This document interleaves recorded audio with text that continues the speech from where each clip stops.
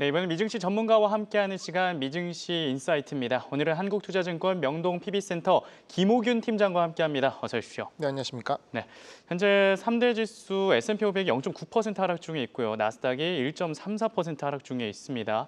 오늘 미국의 2분기 GDP가 공개가 됐죠. 3.8%로 예비치를 상회한 결과가 나타났습니다. 한편 신규 실업수당 청구 건수는 예상치를 하회했는데요. 여전히 강한 미국 경제, 이렇게 되면 금리 인하 가능성이 좀 낮아진 게 아닌가요? 실제 지표들이 굉장히 잘 나왔고 오히려 잘 나온 지표가 굿이즈 배드의 어떤 논리로 인해서 금리 인하 기대감을 좀 낮추게 되면서 시장이 좀 조정을 받는 것 같습니다. 근데 실제 금리 인하에 미치는 영향은 이런 성장률 지표보다는 물가와 고용이 핵심인데요. 오늘 고용 지표가 나왔지만 사실 이건 주간 데이터이기 때문에 고용 보고서만큼 이제 비중이 높지는 않고 기존에 나왔던 데이터들이 일관적으로 금리 인하를 가리키는 방향이었고 실제 불과 얼마 전에 있었던 FOMC에서도 그런 방향을 확인했기 때문에 그런 것이 좀 바뀔 가능성은 좀 낮게 보입니다. 그렇다면 이 상황은 무엇이냐?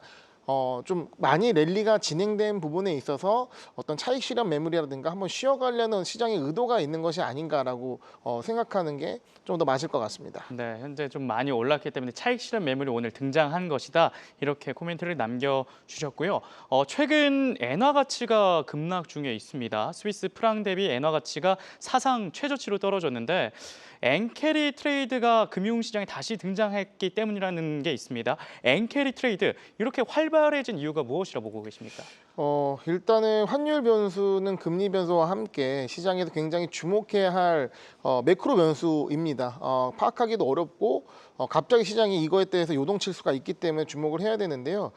지금 말씀하신 엔캐리 트레이드는 굉장히 중요한 이슈인데 이 부분을 보기 위해서는 말씀하신 스위스 프랑과 엔화의 환율보다도 달러의 환율이 핵심입니다. 실제 엔캐리라는 것은 엔에서 빌려가지고 미국에 투자하는 그림 자체가 가장 큰 흐름이기 때문에 물론 엔화로 빌려서 다른 나라 여러 국가에 투자하겠지만 사실 미국이 핵심이거든요. 금리가 높았기 때문에.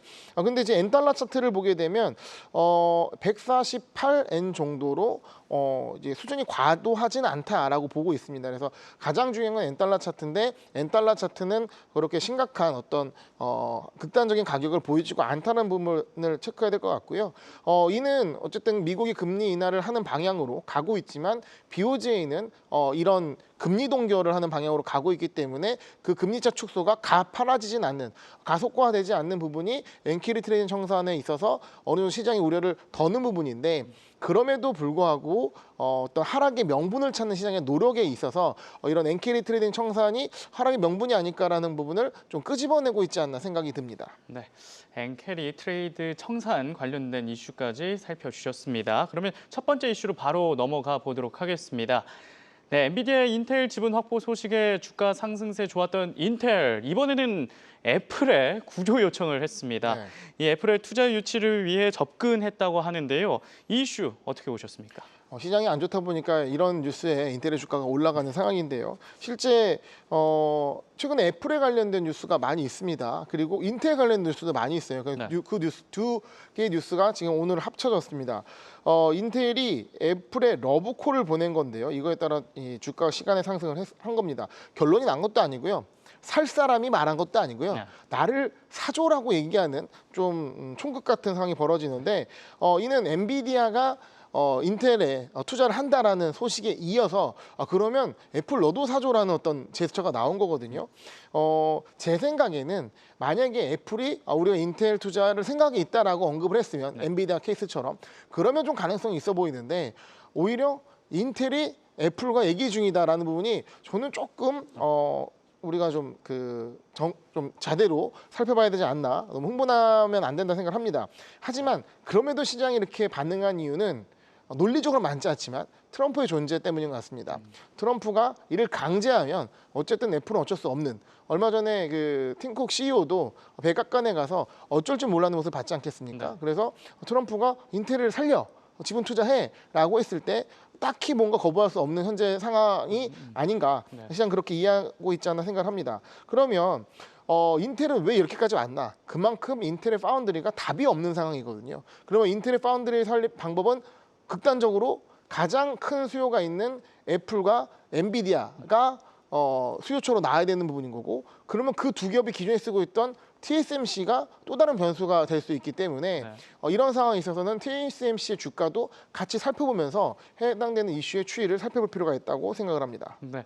아까 트럼프 행정부에 관해서 말씀해 주셨는데요. 실제로 이 엔비디아에 이어서 애플이 인텔에 투자하려는 이유가 미국이 중국과 다른 나라의 반도체 산업을 견제하고 뭔가 자국의 제조업을 살리기 위한 트럼프 대통령의 정책과 맞닿아 있는 게 아닌가라는 생각이 듭니다. 네. 확실히 입김이 작용했다고 보는 것입니다. 지금 트럼프 대통령은 전반적으로 일관적인 정책을 펼치고 있는데 네. 미국의 제조업을 다시 부흥시키는 거죠. 인텔이라는 굉장히 중요한 반도체 플레이어가 이전만한 상황이 아니고 이미 그 경쟁력을 많이 잃은 상황에서 경쟁력 살리기 위해서 방법이 있다, 묘수가 있다, 니네가 도와주면 돼, 이런 어떤 그림으로 이끌어가는 것이고 그것이 인텔의 이익이긴 하겠죠. 네. 하지만 미국의 이익일까라는 생각은 좀 의문이 듭니다. 그것이 엔비디아의 이익일까, 애플의 이익일까도 의문이 드는 거죠. 네. 예, 그 효율의 문제가 발생되기 때문에 이따 말씀드리는 다른 질문에서도 그 연관돼서 답변을 좀 드리도록 하겠습니다. 네. 한편 애플은 이후에 이 디지털 시장법 DMA를 폐지하거나 대폭 축소할 것을 요청을 했습니다. 트럼프 대통령도 DMA가 사실상 또 다른 관세로 비판한 바 있는데 미국이 이번에 EU산 자동차 관세를 15%로 인하하지 않았습니까? 이 DMA도 축소될 여지가 있을까요? 해당되는 이슈 같은 경우는 사실 좀 지역적으로 좀 봐야 되지 않을까 생각을 합니다. 그러니까 유럽과의 어떤 이제 뭐 반독점 이슈라든가 이런 제도적인 제약 같은 경우는 전체적인 비즈니스에서 큰 흐름이라보다는 약간 제약하는 요소로 보고 있기 때문에 지금 현재 있어서 애플이 가장 중요한 건 의외로 생각보다 아이폰 17이 잘 팔리고 있다는 것. 그것 때문에 주가가 올라가는 부분인 거고 갑자기 인텔이 애플과 잡고 가는데 그럼 오히려 애플은 안 좋을 수 있습니다. 지금 엔비디아 관련된 소식도 순환 투자에 대한 이슈가 나오게 되면서 오픈AI 이슈이긴 하지만 어쨌든 간에 엔비디아의 부담이 커지고 주가가 좀 뻗지 못한 상황이 나오고 있거든요. 그래서 애플은 이런 부분을 좀 주의해야 될 것 같다 생각합니다. 네.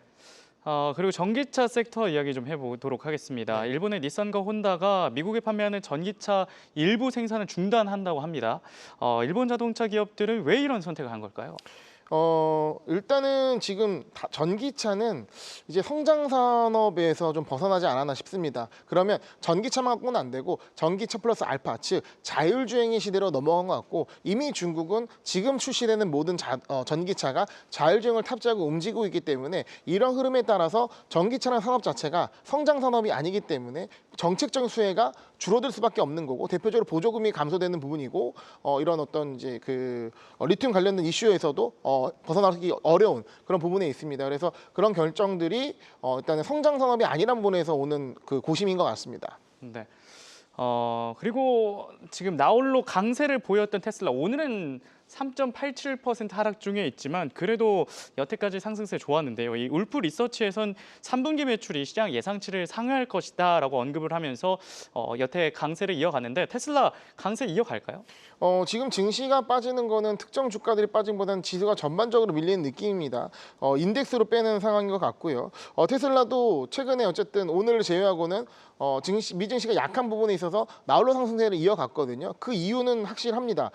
보상 패키지라는 이슈가 나왔고 맨 처음에 좀 뜨뜻미지근했으나 그 보상 패키지가 테슬라의 어떤 비전을 제시하는 부분 그리고 일론 머스크가 이거를 토대로 테슬라를 성장시킬 수 있다는 기대감에 작용을 했습니다. 그런데 주가가 너무 많이 올랐죠. 생각보다 너무 많이 올랐고 이슈를 봤더니 머스크가 자기 돈으로 10억 달러 규모의 매입을 했기 때문에 주가를 끌어올린 부분이 있었는데요. 머스크 입장에서 이런 거죠. 내가 내 돈으로 테슬라 주가를 400달러 이상까지 끌어올렸으니 그 다음부터는 나를 믿는 너희들의 차이라는 말을 하는 것처럼 어떤 테슬라의 미래에 대해서 본인이 인증을 하고 있는 상황이고 그러면 이제 투자자들이 따라오라고 하는 액션을 취하는 것 같습니다. 그러면 이런 자신감의 반론은 어디서 나올까라고 고민을 했을 때 정확치는 않지만 추측건데 지금 차세대 FSD가 있는 상황이고요. 옵티머스의 새로운 버전이 지금 준비된 상황이고요. 그리고 이제 AI 관련돼서 그록의 차세대 어떤 버전에 대해서도 이 일론 머스크는 다 내용을 알고 있을 겁니다. 그러면 그와 관련돼서 AI 좀 혁신적인 부분들이 준비가 돼 있다면 그런 자신감의 발로로 이런 10억 달러 규모의 테슬라 매수가 있지 않았나 그리고 시장 그런 걸 예측하면서 따라가고 있지 않나 생각을 해보게 됩니다. 네, 테슬라 이슈까지 살펴봤습니다. 지금까지 한국투자증권 명동 PB센터 김호균 팀장과 함께했습니다. 도움 말씀 고맙습니다. 네, 감사합니다.